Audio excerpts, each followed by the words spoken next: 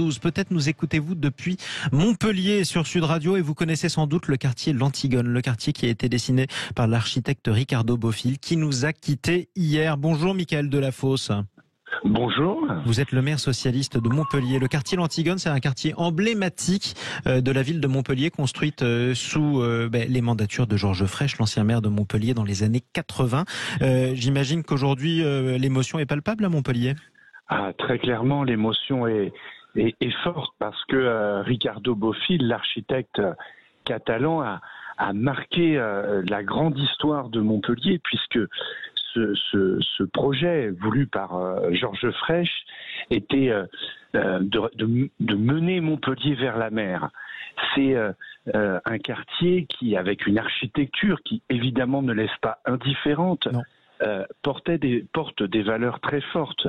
Et il faut se mettre dans le contexte des années 80, quand Georges Frêche et Ricardo Bofill dessinent et imaginent ce quartier.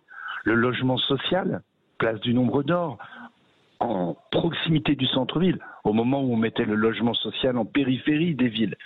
La grande allée piétonne d'1,5 km, au moment où partout on mettait des voitures, là, on enterrait les parkings et on permettait cette grande coulée piétonne très appréciée des Montpelliérains le dimanche. Et une générosité donc d'espace public.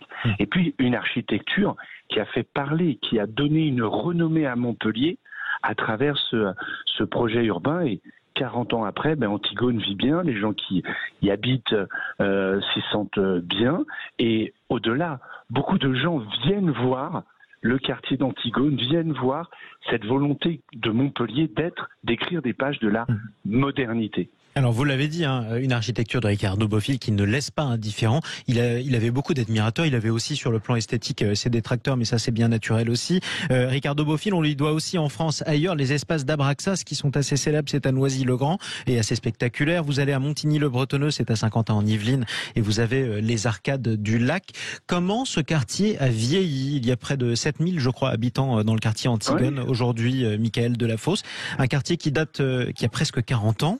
Aujourd'hui, vous êtes place du Nombre d'Or et les enfants au printemps, quand il fait meilleur, gambadent sur la place autour d'une fontaine. Le dimanche, les Montpelliérains vont se promener dans le quartier allant de la place du Nombre d'Or jusqu'aux berges du Lez. Il y a de grands équipements publics, la médiathèque, la piscine qui créent une vie et c'est un lieu agréable. Je voudrais revenir sur un point.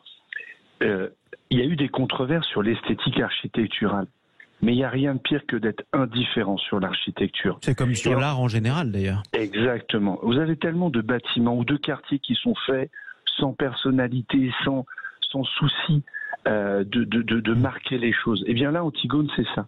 Et au mois de juillet, j'ai été élu maire en 2020, j'ai tenu à inviter Ricardo Bofill, car on avait envie de travailler pour poursuivre Antigone et pour questionner Antigone. Et c'était quoi ces derniers projets ? Les Montpelliérains voient bien, le long des berges du Lez, on peut faire des choses. Il avait envie de retravailler l'esplanade de l'Europe pour créer une infrastructure qui permette à la culture, aux concerts, aux artistes de pouvoir s'exprimer.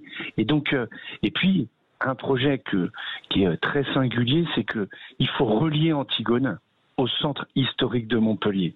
Et là, on a besoin de travailler, ce sera ce projet que nous mènerons de toute façon, en fidélité à la mémoire de Ricardo Bofill et pour notre ville, c'est-à-dire de travailler sur une grande artère piétonne qui relie l'esplanade au quartier d'Antigone.